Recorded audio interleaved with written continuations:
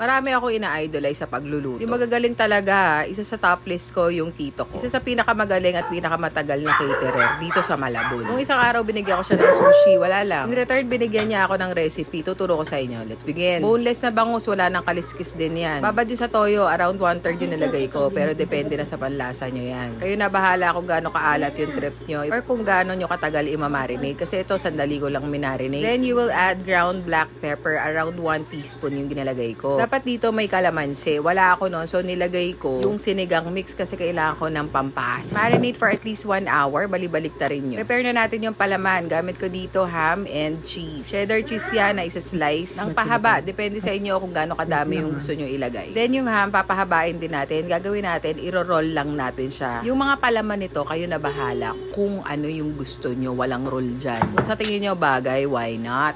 Ito na, balot na natin. Mahilig ako sa cheese, so yun yung inuna ko. Then yung ham, tapos cheese ulit. Ito na yung pinakamatrabaho, kailangan natin isilyan. Tinuro sa akin, tinatahi daw talaga to. Pero tinry kong itali, ito talaga yung pinaka-secured way of doing it. Kaya sinunod ko na lang, tinahi ko na. Nakalimutan ko pa may kaliskis yan nung una. So tinanggal ko pa yan. Pero ito na natin. Ang kailangan natin, egg. Around 2 pieces, seasoned with salt and pepper. Konti lang, kasi nababad na natin sa toyo yung bangus. Then breadcrumbs, this is optional. Kung ayaw nyo ng breadcrumbs, pwedeng flour lang.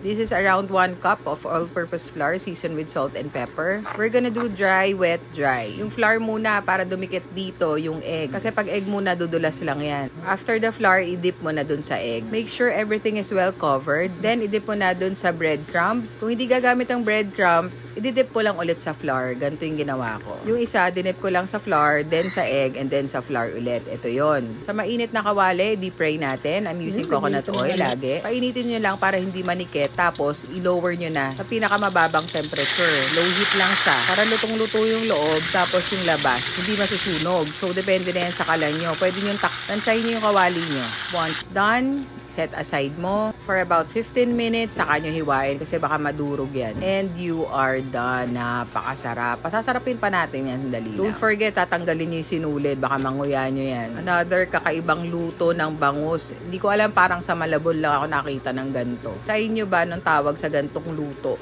Share nyo naman. Para mas masarap siya, ang sauce na ginamit ko is bechamel sauce. Yung white sauce na nilagay natin sa lasagna, na-post ko na yan. Pero kung gusto nyo i-post ko yung recipe ng white sauce, mag-comment kayo ng bangus cordon bleu. And syempre, share nyo na rin para happy ako.